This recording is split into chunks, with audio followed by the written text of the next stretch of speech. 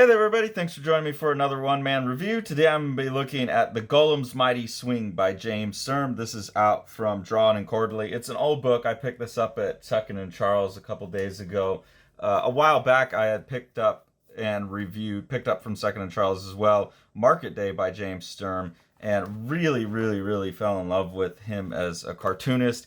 I remember seeing this book a long time ago. I'm pretty sure I must have got it from a library when I was doing that in my late teens, early 20s, because this seems very familiar to me. It did come out in 2001, so that makes sense. But Drawn Quarterly production, beautiful production, got this really nice cream paper in it, which works really well with the monochromatic artwork. I especially like in his acknowledgments that puts a shout out to Shonen Champion manga, so he realizes the history there and the legacy of baseball in manga, and that's something that I couldn't help but think about reading this, because this is such a thin book, and then you'll have these, it's about 100 pages, and then you'll have mangas that would probably be a whole volume like this big for like half of one of the games in here, and it's just hard not to think about that. I keep coming back to that all the time, this idea of like expanding and compressing a story. So it's cool to see him being like, okay, I'm going to make a baseball book, but I'm not going to do one that goes on for 30 years, so how do I do that? And how does he take it on? That's an interesting part of reading this book for me. But really, it's the cartooning. I mean, he's just a fantastic cartoonist. It's very Drawn and Quarterly. Adrio Tomine, however you say that guy's name. That kind of very crisp, I think, like, how do I say it? It's almost like austere. They're classical, like very classical compositions. You can imagine this being like it's not on a rule of thirds, but, well, I guess this could be the thirds here. But they just seem to have these very classical compositions to them, like perfect compositions every time, great use of space, negative space, silhouette, like just all of the standards in there being used to perfection. So, love the art. That's all I have to say about that. In terms of the story's kind of odd. There's like a few characters that kind of vie for attention and a few stories that vie for attention. So the structure is interesting to me, but it leaves me wondering exactly what James Sturm was trying to say in this book. I remember Market Day being very compressed as well to like the story of one day, but it was like this kind of emotional picture that was being painted. This seems to have like politics mixed in with it. It seems to have like a couple different main characters, and there's these three sections, and I'm not quite sure how they all fit together either. So there's some kind of thematic thing that I think I'm missing here, or that James Sturm, maybe this was his first book and he wasn't as powerful as a writer. I'm not sure. But anyways, the first section, and all three of these are narrated by Noah Strauss, the Zion Lion, who's basically the leader of the Star of David baseball club. And they're a team of mostly Jewish people who are roaming around playing these small town baseball games, and that's how they're making their living. And he's also got his younger brother Mo along with him, and then a team of guys that includes one fellow, a black guy that had been playing in the Negro leagues, but they're claiming that he was, he's a Jew way back, so they've got him in the Jewish leagues because he's probably their best player. And it just shows them, and they go around. They're like better than all of the other teams. Here's their player from Henry, who they're presenting as Herschel Bloom, but really his name is Henry Bell. And they're just better than all of these other teams. But they go around, they do that, they make money at it. That's pretty much like the story of the first chapter, is them beating the local team, and then just hanging around town, having some trouble with their car, running into this guy that thinks he can help them make more money, basically. So that's kind of the first part. I really like the cartooning on this bit here, like this kid wandering around. Here's Mo. He's just wandering around town waiting for the game to start. And he comes across his family out on the farm, and the mother's breastfeeding, not even thinking about it. And he catches like the smallest glimpse of a nipple, and it's just staring, and they're looking at him like, son, get out of here.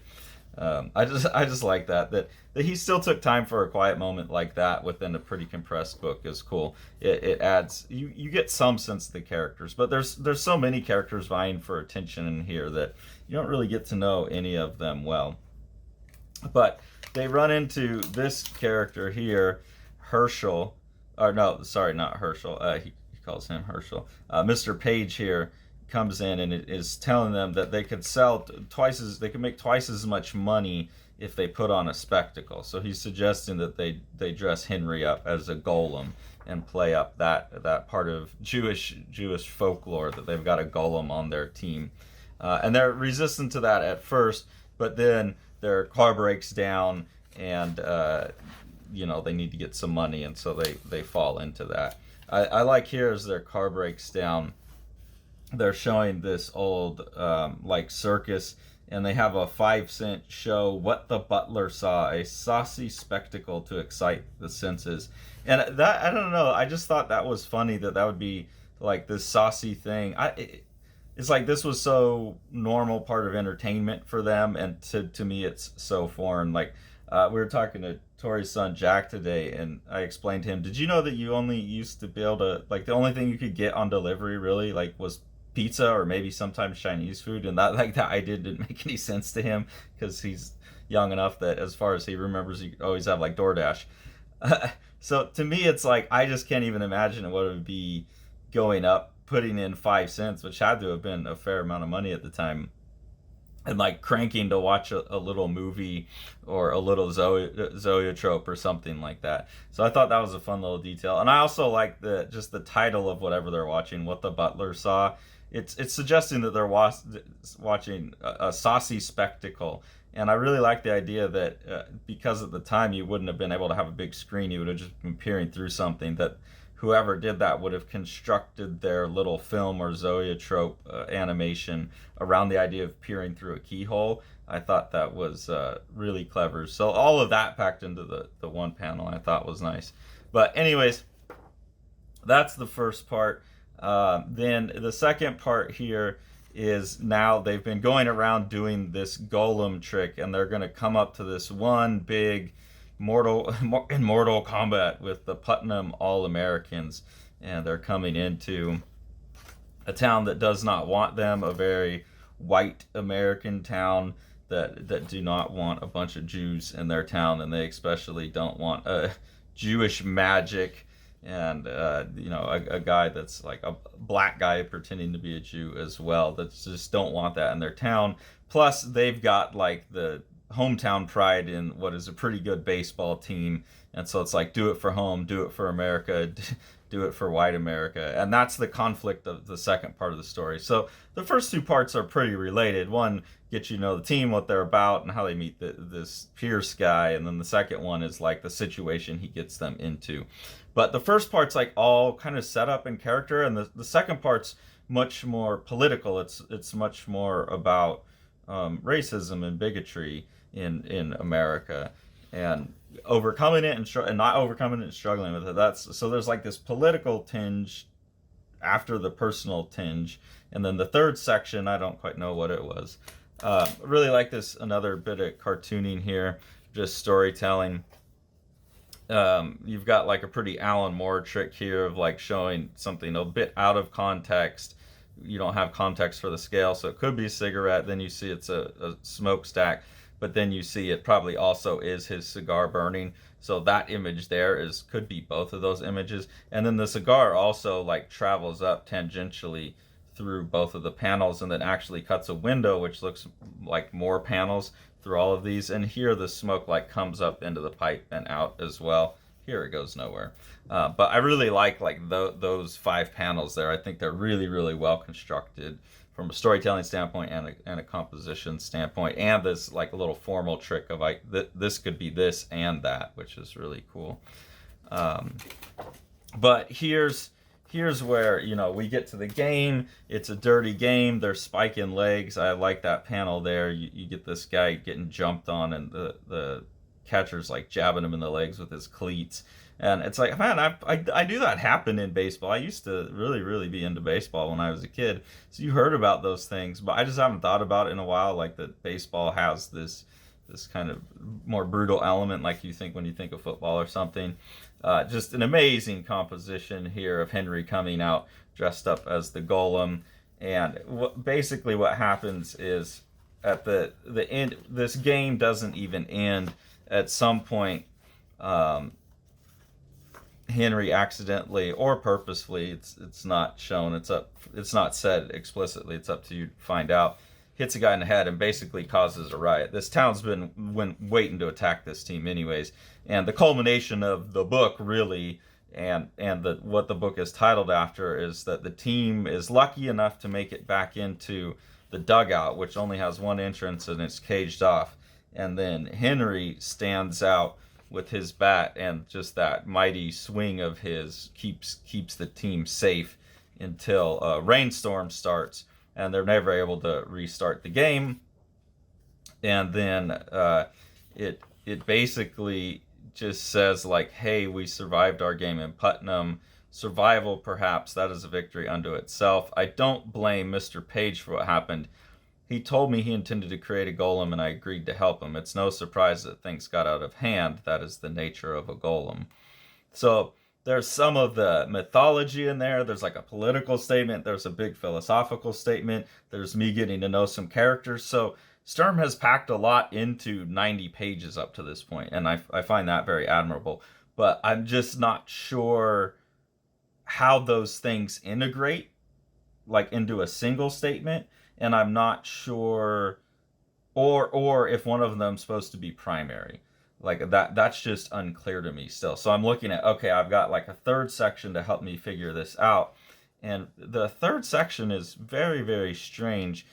You basically get Noah, and he's saying it's 10 years later that I came across Victor Page, and he's just kind of telling about some of the other teams that he's helped, and some of the tricks they played to get attention. And he kind of just gives a recap of where everyone's at, and then he goes to this show, this baseball game where they're obviously putting on a show, and he says to call this baseball is to make it to mockery of the sport. It's pathetic.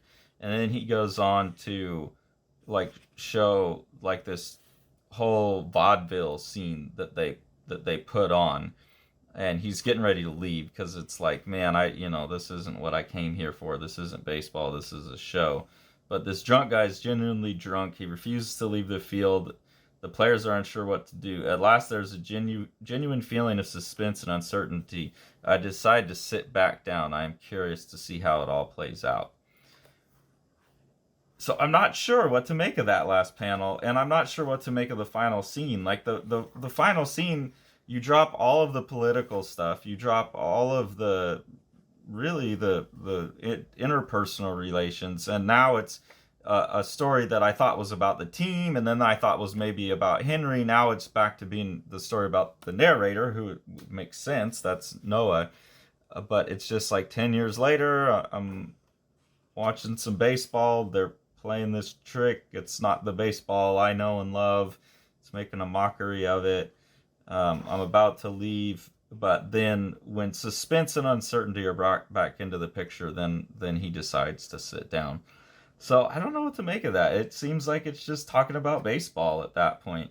I mean, I could maybe expand that to like life in general, that it's more interesting when there's suspense and uncertainty, and that there's like a charade or a show. Life is a game, but at least we don't have to have it as a charade or a show. But I feel like I'm grasping here. So that ending really, really confused me. Some of the stuff I'd been struggling with the compression, even though there's so much compressed in the compression, just didn't all necessarily add up, and that third section didn't help any. So that was a bit disappointing. But I did absolutely enjoy the book still, and the cartooning in it's phenomenal. I'm gonna have to look around and see what else James Sturm has. So if you've not got these books, hopefully you can find yourself copies of both the Golem's Mighty Swing and Market Day. If you enjoy what we're doing here on the channel, the best way is to support us through our Patreon. We really appreciate that. That money helps us buy the books that we review. And then the best thing to do to support Living the Line is support what Sean's doing with Living the Line Publishing. So we'll take a look at some books that he's put out that you can purchase now. House on Fire by Matt Battaglia is a just gorgeous book where Matt's kind of making an emotional response to the years of COVID and wrapping that into a sci-fi dystopian future that really the sci-fi dystopian's backgrounded and you're focused on the emotional journey of two characters in a really beautiful way. And then that's enhanced by Matt's like really awesome, loose, kind of Paul Popish dry brush work. And then Sean and Matt have worked to get this second kind of orange spot color in there that's going to look really, really beautiful and has allowed Matt to use his dry brush technique to add tone to the thing too. So with Sean's production technique, this is going to be a gorgeous book with a lot of heart. The Exile by Eric Creek is a gorgeously illustrated Viking saga of revenge. Eric Creek calls it his Viking Western. It's about a guy who's been away on the warpath and is returning home to some family troubles that have to be resolved. And this is told in just this amazing, like, kind of three-color art style that looks like old woodblock cuts or something. It's absolutely gorgeous book that you've got to pick up. Thanks for following along. Take it away, Jack. You want to see all these books? Smash that subscribe button and the